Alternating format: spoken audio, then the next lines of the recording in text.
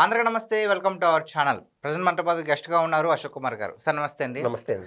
Sir, YCP మాజీ మంత్రి జోగి రమేష్ గారు నాపై వస్తున్న ఆరోపణలన్నీ కూడా అబద్ధం, మీరు కనుక రుజువు చేస్తే ఇక్కడే నేను ఉరేసుకుని చచ్చిపోతా అని చెప్పేసి ఇంద్రకీలాద్రి విజయవాడ కనకదుర్గమ్మ సన్నిధిలో మాట ఇవ్వడం అయితే జరిగింది. అంటే సవాల్ చేస్తున్నారు. నిజంగానే ఆ నకిలీ మద్యానికి ఈయనకి సంబంధం ఉందంటారా లేదంటారా? సరే, నేను చెప్పేది ఏంటంటే అమ్మవారి గుడి దగ్గర ఆయన ఏదో ప్రమాణం చేస్తాను అంటున్నాడు. యువతల భూమన కరుణాకర్ రెడ్డి ఇది తిరుమల కేంద్రంగా ఏం చేసేటువంటి రాజకీయాలు మనం చూస్తున్నాం. తిరుమల తిరుపతి దేవస్థానానికి సంబంధించి ఆ మకిలి ఏదన్నా పట్టిందంటే కేవలం భూమన కరుణాకర్ రెడ్డి సంబంధించి ఈయన వ్యవహార శైలి వల్లే ఆ టీటీడీకి మధ్య మకిలి పట్టింది. అది అతి త్వరలో అది పోతుంది నాకు తెలుసు. రెండో పాయింట్ ఏంటంటే ఇదే మాదిర ప్రాంతాల వారీగా విభజించుకొని జోగి రమేష్ ఇక్కడ అమ్మవారి పైన ఈ మాదిరి కుట్రలు చేస్తున్నాడు. నేనైతే ఖచ్చితంగా నమ్ముతున్నా. సరే, ఈయన వచ్చి ప్రమాణం చేశాడు. ఈయన చెప్పేటువంటి మాటల్లో ఇంకా చాలా చాలా దొరినాయన్నమాట. ఎటువంటి మాటలు అంటే, సరే నారా చంద్రబాబు నాయుడు గారు లేదా నారా లోకేష్ గారు కూడా కాదు అన్నాం, అబ్బా కొడుకులు అనే మాటలు కూడా అనేక సార్లు అన్నాడు. ఇప్పుడు వీళ్ళు ప్రభుత్వంలో ఉన్నారు కాబట్టి ఇప్పుడు అనమను అది మొగతనం అంటే ఏదో అర్థం అవుతుంది. సరే, ఏదేమైనా కూడా ఇప్పుడు గారు అంటున్నాడు కదా, దానిపైన స్టిక్ అని అయిందాము. వాళ్ళ ఇంటికి పోతాడంట జోగి రమేష్. వాళ్ళ ఇంటికి రప్పిస్తారండి. గతంలోనే వీళ్ళు ప్రతిపక్షంలో ఉన్నప్పుడు, ఏది టీడీపీ వాళ్ళు ప్రతిపక్షంలో ఉన్నప్పుడు ఆ గేట్ దాటి పోదాం అనుకున్నారు. అయినా కూడా ఈ టీడీపీ కార్యకర్తలు అదుపు చేశారు. ఆ టైంలో ఉన్నది కొద్దిపాటి టీడీపీ కార్యకర్తల్ని వైసీపీ వాళ్ళు లోపలికి రాకుండా హద్దు చేశారు. లేకుండా ఉంటే ఒక్కసారి ఆ టీడీపీ కార్యకర్తలు ఏమైనా రాకుండా ఉంటే, అడ్డంగానే లేకుండా ఉంటే, గేట్లు దాటి జోగి రమేష్ అనే అతను కన్నా చంద్రబాబు నాయుడు గారు ఇంట్లో అడుగు పెట్టింటే పీస్ అయిపోయింటాడు. Z+ కేటగిరీ గల వ్యక్తి నారా చంద్రబాబు నాయుడు గారు. మనం చూస్తూ ఉంటే ఇది కొన్ని సామెతలు నేను వాడలేను.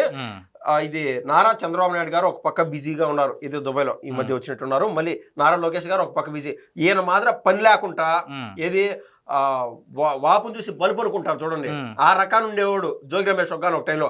అలా బూతులు తిట్టి మంత్రి పదవి వచ్చింది.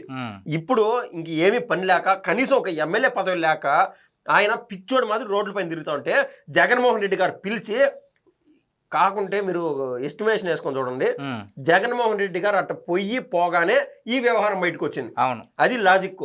అంటే ఏడున్నప్పుడు ప్రతిదంటే వీళ్ళు వైసీపీ వాళ్ళు ఏదైతే చేస్తున్నారో ప్రతి ఒక్కటి బూమ్రాంగ్ అయ్యి వాళ్ళు చేసేటువంటి అబద్ధాలు, ఆ వ్యవహారాలన్నీ బయటపడతానే ఉన్నాయి. కానీ నిస్సిగ్గుగా తుడుచుకొని కొత్త అబద్ధం కోసం వెంపర్లాడుతూనే ఉన్నారు.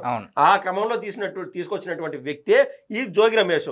కాబట్టి జోగి రమేష్ పెర్ఫార్మెన్స్ పీక్ ఇచ్చేసాడు అనమాట. కానీ జోగి రమేష్ ఏమన్నాడు క్లియర్ కట్గా, మాకు ఈ జనార్దన్ రావు, జగన్మోహన్ రావు మేమంతా ఒక వీధిలో ఉండేవాళ్ళమే. వాళ్ళ నాయన దగ్గర కిరాణా కొట్టు ఉండేది. మేమంతా కలిసిమెలిసి గోళీలు బొంగరాలు ఆడేవాళ్ళము, చెక్కా బొమ్మలు తక్కిడి బిళ్ళలు ఆడేవాళ్ళము. అంత క్లోజ్ మేము. అయినంత మాత్రాన సరే, ఏది దీనికి సంబంధించి మేము ఈ నకిలీ మద్యం వ్యవహారంలో నేను ఎందుకుంటాను అని ఆయన డిఫెండ్ చేసుకుంటూ చెప్పినాడు. కానీ నిజం చెప్పినాడు. కానీ జగన్మోహన్ రెడ్డి గారు కావాలంటే ప్రెస్ మీట్ తీసి చూడండి, మాట్లాడేటప్పుడు నేనేమైనా అబద్ధాలు చెప్తే సరే మార్పులు చేర్పులు చేసుకుంటా జీవితంలో ఎదగడానికి ప్రయత్నం చేస్తా, అది వేరే వ్యవహారము. కానీ జగన్మోహన్ రెడ్డి గారు గతంలో ఒక సీఎంగా పనిచేసి అనేక ఎక్స్పీరియన్సెస్ ఉండి, ఎంపీగా ఉండాలి, ఎమ్మెల్యేగా ఉండాలి, ఇంత ఎక్స్పీరియన్స్ గల వ్యక్తి నిస్సిగ్గుగా అబద్ధాలు చెప్పడానికి మళ్తున్నాడు. ఏమని అంటే, ఈ జోగి రమేష్ జనార్దన్ రావుకి కాంటాక్టే లేదంట, ఇప్పుడు సంబంధమే లేదని చెప్తున్నాడు. ఆయన చెప్పచ్చా? స్వయంగా ఎవరైతే ఈ వ్యవహారంలో ఇన్వాల్వ్ అయినాడో జోగి రమేష్, ఆయనే చెప్తున్నాడు మాకు సంబంధాలు ఉన్నాయి బా అని చెప్తున్నాడు. ఈయన ఎందుకు చెప్తాడు జగన్మోహన్ రెడ్డి వచ్చి? అంటే అవకాశం దొరికిందల్లా నాలుగుకి నరం లేని నాలుగు ఏదైనా మాట్లాడుతుంది అంటారు కదా, ఆ రకాన్ని నేను అబద్ధాలు చెప్పేదే పనిగా పెట్టుకున్నాడు ఈ యొక్క జగన్మోహన్ రెడ్డి గారు. సరే, ఏది ఏమైనా కూడా ఈయన చెప్పినటువంటి ప్రమాణ వ్యవహారం కానీ మనం వస్తే, నేను ఒక మాట డైరెక్ట్ ఛాలెంజ్ విసురుతున్నా. ఎంతసేపు నువ్వు నారా లోకేష్ గారికి, నారా చంద్రబాబు నాయుడు గారికి ఏదో ఆయన ఛాలెంజ్ విసిరేసినట్టు, రాండి మీరు రండి ప్రమాణాలు చేయండి భగవద్గీత అది ఇది అంటారు కదా, జగన్మోహన్ రెడ్డి గారికి ఛాలెంజ్ చేయగలుగుతాడా ఈ జోగి రమేష్? ఏమని సార్ 3,400 కోట్లు 3,500 కోట్లు ఈ మద్య వ్యవహారం మాట్లాడుతూ ఉన్నారు కదా అందరూ. ఇప్పుడు మీ పైన మచ్చ పడినది, ఆ మచ్చ పడడం నాకు ఇష్టం లేదు సార్, ధైర్యంగా మొహమాట లేకుండా బైబిల్ పైన ప్రమాణం చేసి చెప్పండి సార్ అని ఒక్క మాట ఛాలెంజ్ చేయమను జగన్మోహన్ రెడ్డి గారికి. నేను కూడా వింటా, నేను కూడా నమ్ముతా. అలా ఉండదు, ఎంతసేపు పక్కన వాళ్ళ పైన పడతానే ఉండాలా. అది వీళ్ళ యొక్క వ్యవహార శైలి. సార్, ఇప్పుడు ఆయన ఏమంటున్నారు జోగి రమేష్, అసలు నకిలీ మద్యం వ్యవహారాన్ని బయటపెట్టిందే నేను, ఎక్కడ మళ్ళీ ఇది పెద్ద ఇష్యూ వద్దని మళ్ళీ నా మీదే తప్పుడు ప్రచారాలు చేస్తున్నారు, ఈ పాపం అంతా నాపే కట్టుకడుతున్నారు అంటున్నారు. సో దానికి ఏమంటారు అసలు? ఇది జనరల్గా ఈ సముద్రంలోనూ పడవలు పోతా ఉంటాయి. ఆ పక్కన ఏదైనా స్టీమర్ పోయేటప్పుడు ఈ పడవ కన్నా మునిగిపోయేటప్పుడు ఏం చేస్తారు, ఆ స్టీమర్ ఎక్కాలని ఆ యొక్క ప్రొటెక్షన్ కోసం పైకి వెళ్ళిపోతారు.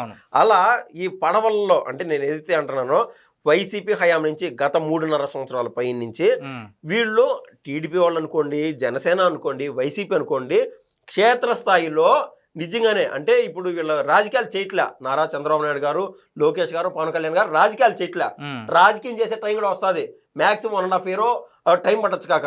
కానీ కొద్ది చోట్ల, అతి కొద్ది చోట్ల వైసీపీ వాళ్ళు, టీడీపీ వాళ్ళు, వైసీపీ వాళ్ళు, జనసేన వాళ్ళు ఇలా అంటే వాళ్ళ పాత స్నేహాల రీత్యా ఆ బంధంలో మునిగి ఉండేవాళ్ళు. గతంలో అంటే వ్యాపారాల రీత్యా అంటే వాళ్ళు ఏం కొట్లాడుకొని పొడుచుకోవాల్సిన పనిలే కదండి.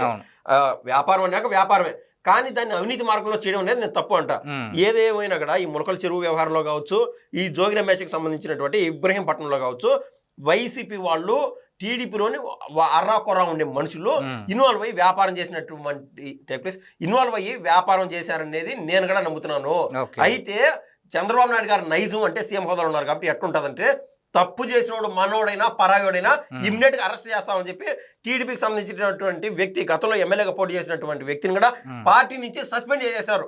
అదే జగన్మోహన్ రెడ్డి గారి వ్యవహార శైలి చూడండి. అనంతబాబు అనే అతను పలానా డ్రైవర్ అని చెప్పేశాడు, లేకుండా అంటే మొన్న ఇది చూసాం కదా, గోరంట్ల మాధవ్ పలానా వ్యవహారాలు చేయటము, అనేక మంది ఈవెన్ 2,20,00,000 రూపాయలు బ్లాక్ మెయిల్ చేసి డబ్బులు దండుకోవాలనుకుంది విడుదల రజని. ఏ ఒక్క వ్యవహారం బయటకు వచ్చాం కదా ఒక్కరైనా సస్పెండ్ చేశారా జగన్మోహన్ రెడ్డి గారు? అంటే సస్పెండ్ చేస్తే పార్టీ ఉండేటువంటి పార్టీ కూడా ఇంకా నిర్వీర్యం అయిపోతుంది అని కావచ్చు, లేకుండా అంటే దొంగ నన్నే అంటావేంది, నువ్వేం పలానోడివి అని అవతల కూడా క్వశ్చన్ చేయొచ్చు జగన్మోహన్ రెడ్డి గారు. ఆ భయంతోనే వక్రంగా సస్పెండ్ చేయట్లా. కానీ బాబు గారికో నారా లోకేష్ గారికో ఆ భయం లేదు. ఎవరైనా సరే తప్పు చేస్తే సస్పెండ్ చేసేస్తున్నారు. నిజాయితీకి ఉన్నటువంటి పొగరు, దమ్ము అలా ఉంటాయని నేనైతే విన్నవించుకుంటున్నాను. Thank you so much. ధన్యవాదాలు.